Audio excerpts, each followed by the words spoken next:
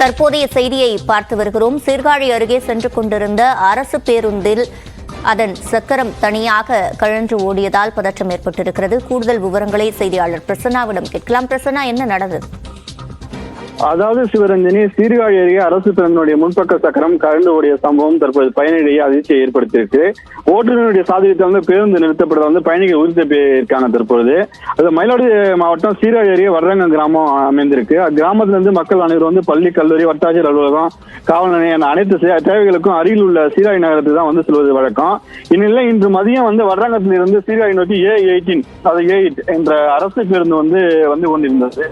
அப்போது 18ஆம் பகுதியில் பயணிகளை ஏற்றிக்கொண்டு சிறிது தூரம் செல்லும் போது எதிர்பாராத விதமாக அந்த அரசு பேருந்தினுடைய வலதுபுறம், அதாவது இடதுபுறம் முன்சக்கரம் கரண்டு பேருந்துக்கு முன்னே தனியாக ஓடி இருக்குது.